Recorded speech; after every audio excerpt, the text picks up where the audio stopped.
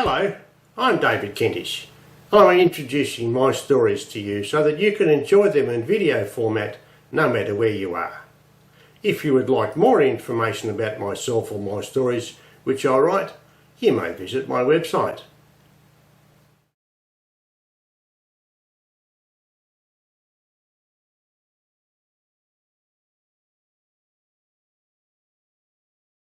Beside the billabong.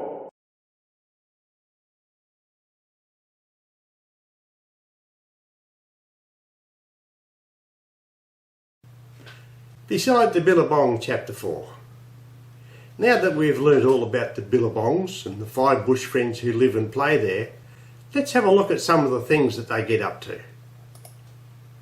Today they are playing their game of hide and seek. This is a very interesting game because of the different animals that take part in the game. Warrigal the Bunyip has some special talents that allows him to climb trees. He grasps the trunk with his claws of his feet, and he very quickly climbs well up into a large tree and can hide amongst the leaves. Pithara the platypus can stay underwater for a very long time, and when the water is muddy it can be very difficult to find him in the dirty water under the reeds.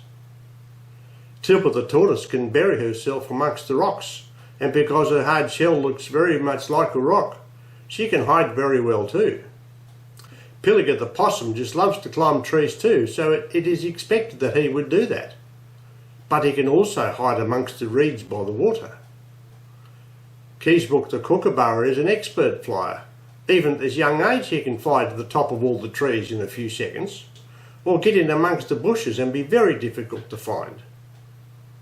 So that they could start the game, they need to find one of them who had to go it. He is the one who must count to 10 while hiding his eyes from everyone else, so they can hide. Then he would go off and find the others before they could get back to the place from where they started. To work out who is going to go it first, they selected from some straws that Warrigal had collected and held in his hand.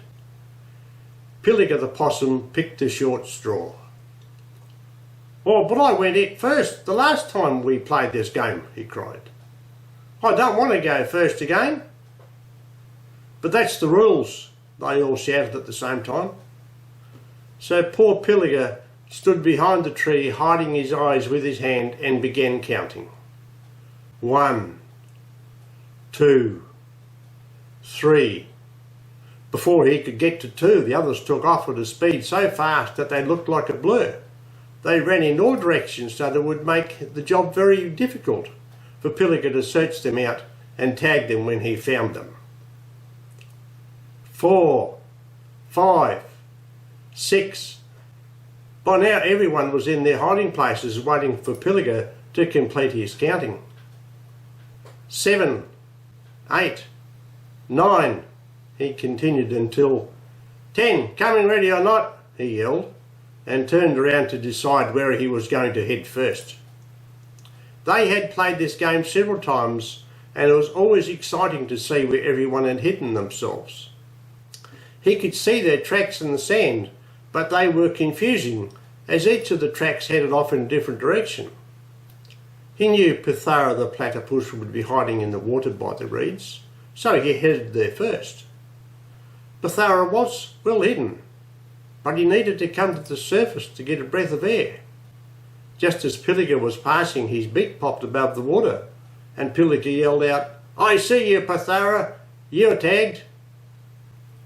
Pithara the platypus crawled out of the water and went to stand by the tree where they all started from. Pilliga walked a little further and turned to the right, and poking out from under the bush is the tip of a tail. He looked at the colour of it and reckoned that it must be Tilpa the tortoise. "I see you, Tilpa, you're tagged," he yelled out of his excitement. Tilpa crawled out from under the bush, and she too went over to the tree and stood beside Pithara.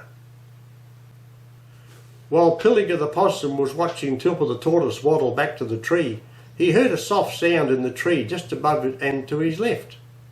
When he looked up, he could see the end of Warrigal's tail between the leaves of the bushy tree. "I see you, Warrigal, you're tagged." He stood back as Warrigal climbed, or almost fell down from the tree. His feet might be good for climbing, but he hasn't learned how to come down from the tree properly yet. But he didn't hurt himself, and off he jogged to get back to the tree where the others were waiting for him. Pilliga the possum didn't know where to look to find Keesbrook the kookaburra. He knew that he flies up into the tops of the trees, and this made it very, very difficult for Pilliga to see him. But Keesbrook, being the good kookaburra that he is, had just learnt that if he sees a grub in the shade near the base of a bush, he should fly down and collect it in his beak, because they were very tasty and he was always hungry. Just before he landed near the grub that was wriggling by the base of the bush, he is spotted by Pilliga the possum. Pilliga jumped for joy, as he certainly did not expect to find Keesbrook quite so easily. "I see you, Keesbrook, you're tagged too," he exclaimed in his very excited voice. "That's all of you now, and as you were the first one tagged, Bathara, you have to go it next time." So just after Pilliga and Keesbrook joined the others, Bathara took his turn at being it. 1, 2, 3, 4, 5, 6, he counted, as the others scampered away to their individual hiding places.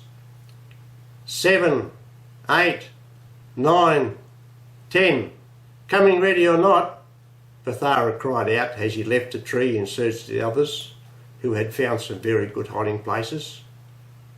And so the 5 friends spent the rest of the day playing hide and seek, and never once were any of them found in the same place more than once. There are just so many fun places in which to hide. Before they knew it, the shadows became longer as the day grew older, and so they all headed off home to be with their families for the night. They are tired, and after their small evening meals they all sleep soundly, because all of the excitement and fun they'd had during the day with their friends, playing hide and seek by the billabong. We have come to the end of chapter 4 with all of the 5 bush friends all sound asleep. But keep a watch out for chapter 5. He'll be coming your way soon.